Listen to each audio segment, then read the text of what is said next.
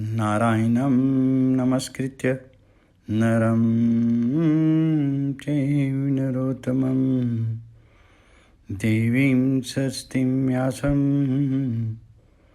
ततो जयमुदीरये। श्री कल्कि पुराण। भस्मीभूत शरीर वाले और जिन मर्यादा पालक भगवान की श्रेष्ठ तलवार के प्रहार से टुकड़े टुकड़े हो जाएंगे, ऐसे ब्राह्मण वंश में जन्म लेने वाले और निरंतर सिंध देश के घोड़े पर सवार होकर के फिर सतयुग के आरंभकर्ता धर्माचार के प्रेमी परमात्मा विष्णु रूप जगत प्रसिद्ध कलिक भगवान हमारी और तुम्हारी रक्षा करें। नमेश्वरन के निवासी महाभाग शौनकादि ने सूर्य की इस बात को सुनकर के उनसे इस आगे कही जाने वाली कथा के विषय में प्रश्न किया। हे लोमहर्षण के पुत्र सूर्य, तुम सकल धर्मों को और भूत भविष्यता वर्तमान इन तीनों काल की घटनाओं को जानने वाले हो तथा सकल पुराणों को भी जानते हो। इसलिए आप हमें कोई भगवत की कथा सुनाइए। सकल संसार का स्वामी बन करके प्रभुता चलाने वाला कलयुग कौन है और कहाँ उत्पन्न हुआ है? उस कलयुग के नित्य धर्म का नाश कैसे कर डाला? उनकी इस बात को सुनकर के आनंद के मारे सूर्य के सब शरीर पर रोमांच खड़े हो गए और वह श्री हरि का ध्यान करके उन मुनियों से कहने लगे। सूर्य ने कहा कि आगे को होने वाली परम आश्चर्य से भरी इस कथा को सुनो। यह बहुत समय पहले नारद जी के प्रश्न करने पर उनसे ब्रह्मा जी ने कही थी। नारद जी ने ये कथा अपार तेजस्वी व्यास मुनि से कही। उन व्यास जी ने अपने पुत्र बुद्धिमान शुकदेव से कही। उन्होंने भगवत संबंधी धर्मों को 18 सहस्त्र श्लोकों में भरी सभा में अभिमन्यु के पुत्र विष्णु भक्त राजा परीक्षित को सुनाया। इस प्रकार 7 दिन तक हरि चर्चा होने के अनंतर राजा परीक्षित का शीर शांत हो गया, परंतु प्रश्न पूरा नहीं हुआ। तब मार्कंडेय आदि ऋषियों ने अपने पितृ आश्रम में शुकदेव जी से प्रश्न किया। तब उन्होंने उत्तर देना आरंभ किया। तहाँ मैंने मार्कंडेय आदि की आज्ञा पाकर के जो आगे को होने वाली कथाएं सुनी थी, उन भगवान की मंगल रूप पवित्र कथाओं को यहाँ कहता हूँ। हे महाभाग मुनियों, तुम निरंतर सावधान चित होकर के उन कथाओं को सुनो। श्री कृष्ण के अपने धाम वैकुंठ को पधार जाने पर जैसे कलयुग प्रकट हुआ वे सुनाता हूँ। मलय काल का अंत होने पर जगत को रचने वाले लोक पिता में ब्रह्मा जी ने पीठ में से मलिन वरण के भयानक पातक को रचा। वह अधर्म नाम से प्रसिद्ध हुआ। उस अधर्म के वंश का कीर्तन, श्रवण और स्मरण करने से मनुष्य सब पापों से छूट जाता है। अधर्म की सुंदरी स्त्री का नाम मिथ्या था। उसकी आंखें बिलाव की सी थी। उसके अति तेजस्वी और महा क्रोधी स्वभाव का दंभ नामक पुत्र हुआ। उस दंभ ने अपनी माया नाम वाली बहन में लोभ नामक पुत्र और निकृति शठता नाम की कन्या को उत्पन्न किया। उन दोनों के संगम से क्रोध नामक पुत्र उत्पन्न हुआ। उसने हिंसा नाम वाली अपनी बहन से उस कली को उत्पन्न किया, जो बाएं हाथ में उपस्थ लिंग को पकड़े हुए, शीर को तेल मले हुए और कच्चल के समान काल भुक्ष था। उसका पेट का केसा मुख विकराल, जीहा लपलपाती हुई, देखने में डरावना, सड़ी ही दुर्गंध से बसा हुआ और जुआ, मध्य, वैश्या तथा स्वर्ण को अपना घर बनाए हुए था। उसने दुर्वचन कहना नामक अपनी बहन में भय नामक पुत्र, मृत्यु नामक कन्या को उत्पन्न किया। इन भय और मृत्यु के समागम से निरथ नरक नाम का पुत्र उत्पन्न हुआ। उसने यातना, नरक की तीव्र पीड़ा नाम की बहन में कितने ही सहस्त्र पुत्र उत्पन्न किए। इस प्रकार कली के कुल में बहुत से धर्म निंदक उत्पन्न हो गए। वे सब यज्ञ, वेद पाठ, दान, धर्म कर्मों का लोप करने वाले तथा वेद, तंत्र आदि शास्त्रों का नाश करने वाले थे और आधि मन का कष्ट, व्याधि अर्थात शरीर की पीड़ा, जरा अर्थात बुढ़ापा, गलानी, दुख, शोक तथा भय को घर बना करके रहने लगे।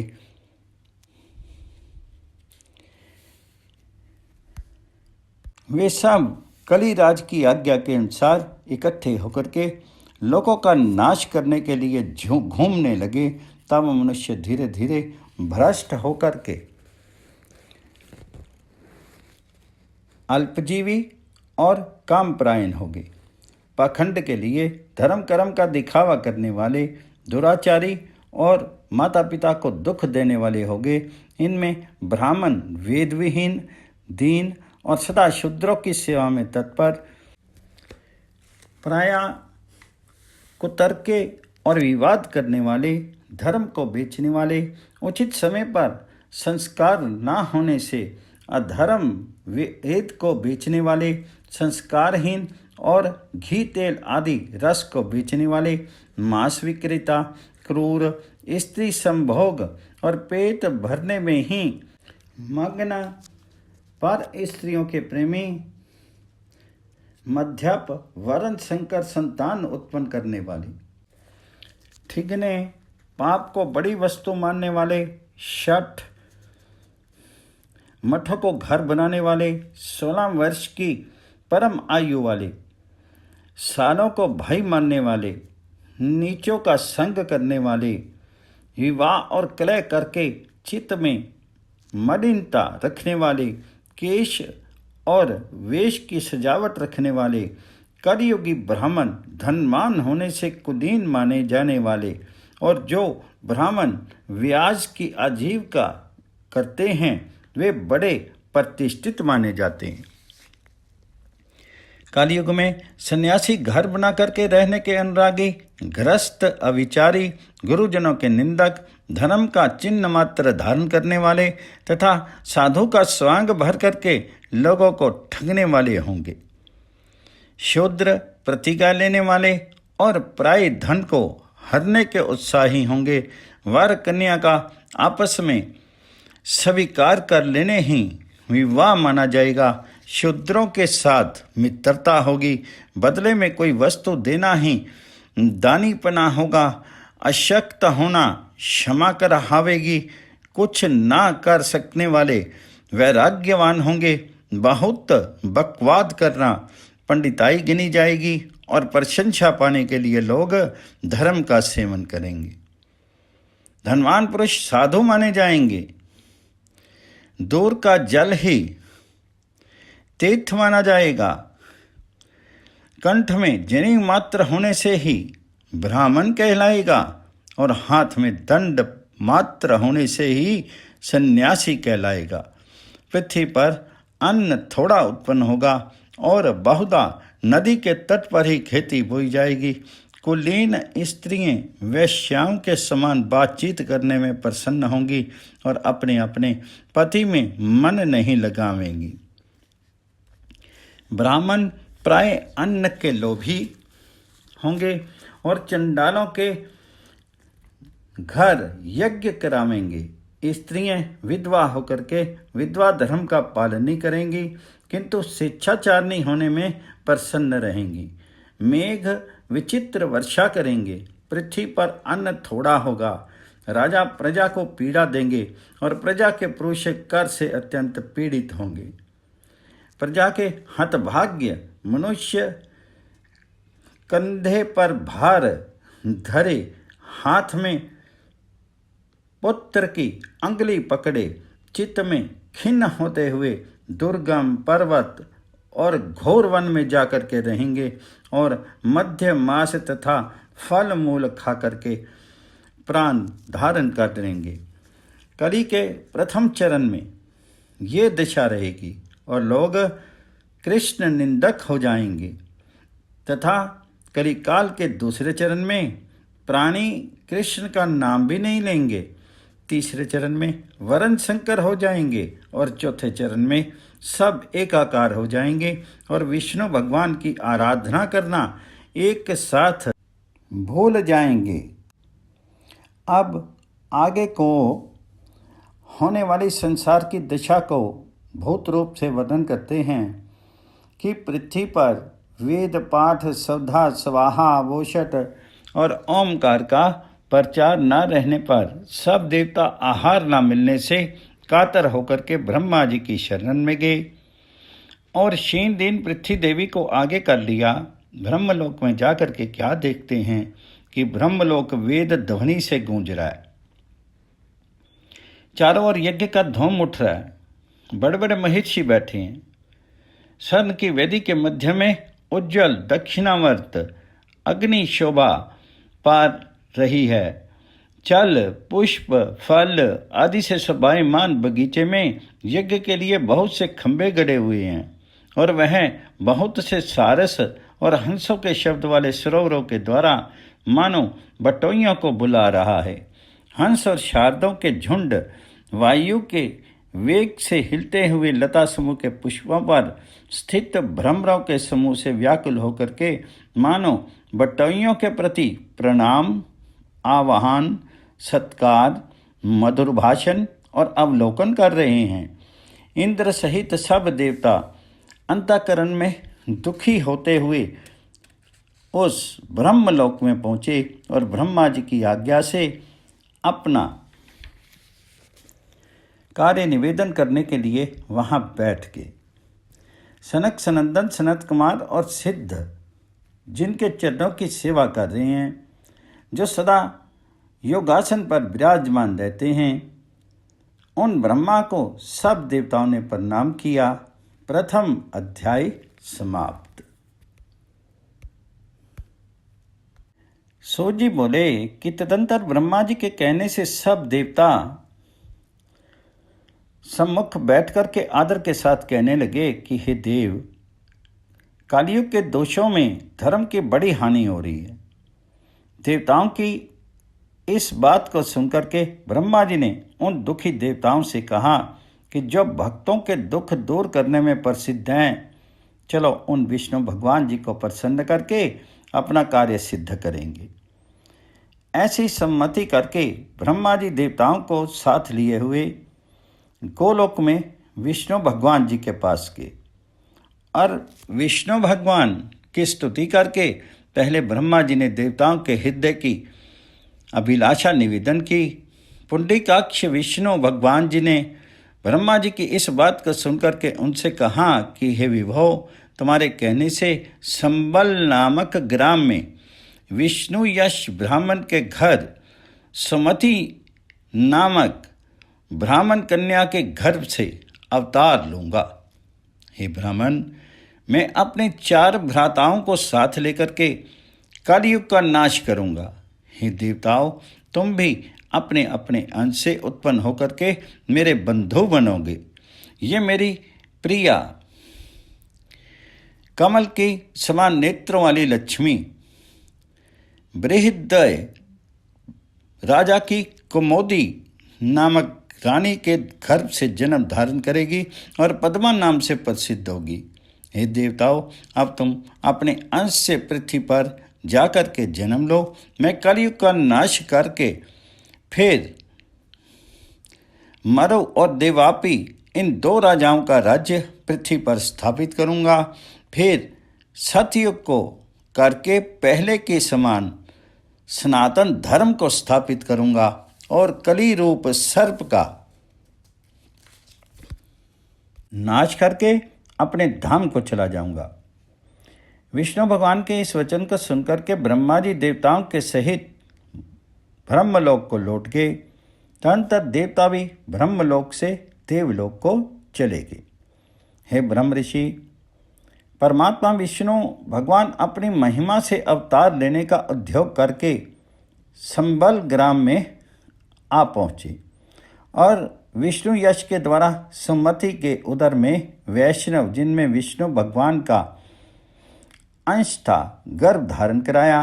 ग्रह, नक्षत्र, राशि आदि सब ही इस गर्भ में स्थित बालक के चरण कमलों की सेवा करने लगे। त्रिलोकीनाथ विष्णु भगवान ने जिस समय जन्म लिया उस समय नदी, समुद्र, पर्वत, देवता, ऋषि और स्थावर जंगम रूप संपूर्ण प्राणी प्रसन्न हुए। सब प्राणी अपने अपने चित्त में अनेकों प्रकार के आनंद का अनुभव करने लगे। पितर हर्ष में भर करके नृत्य करने लगे। देवता संतुष्ट होकर के विष्णु भगवान के यश का गान करने लगे। गंधर्व बाजे बजाने लगे। अप्सराओं के झुंड नृत्य करने लगे। वैशाख मास के शुक्ल पक्ष को द्वादशी के दिन विष्णु भगवान जी ने कलिक रूप से अवतार धारण किया। उस पुत्र को देख करके माता पिता चित्त में अत्यंत प्रसन्न हुए। कल्कि भगवान के अवतार के समय माँ षष्ठी उनकी धात्र माता धाई हुई।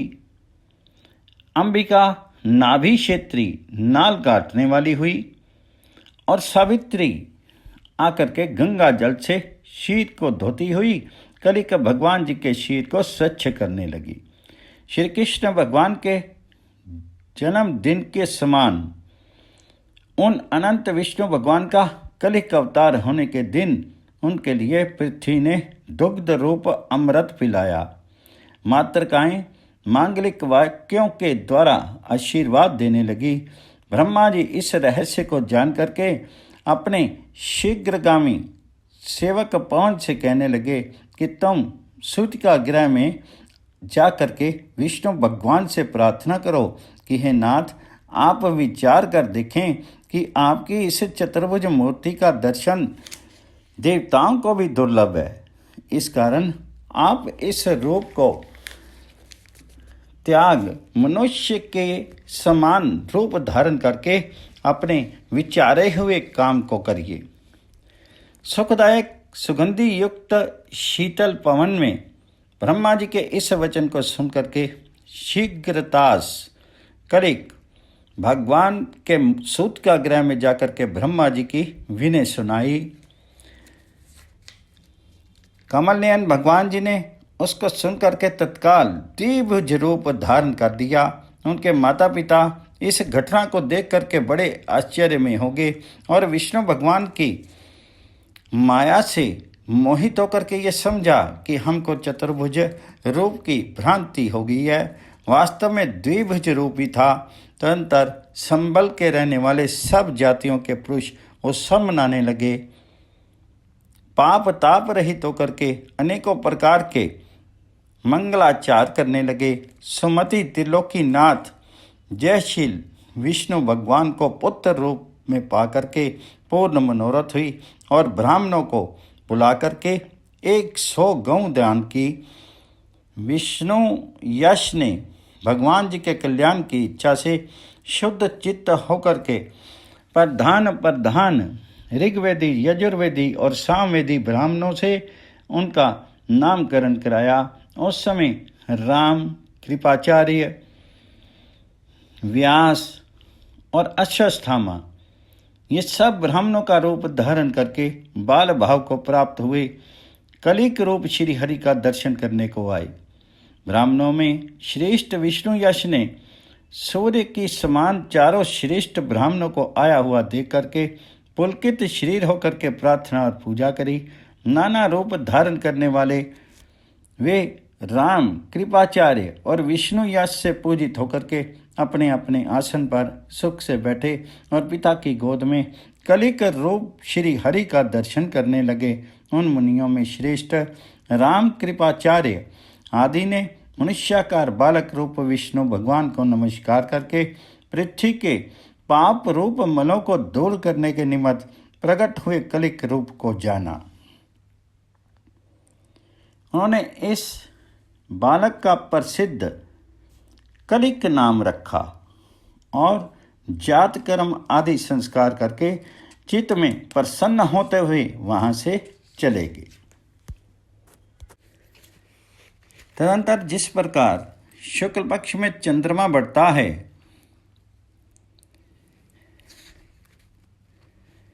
उसी प्रकार सुमति नामक माता के पालन किए हुए कलिक भगवान थोड़े ही काल में बड़े हो गए।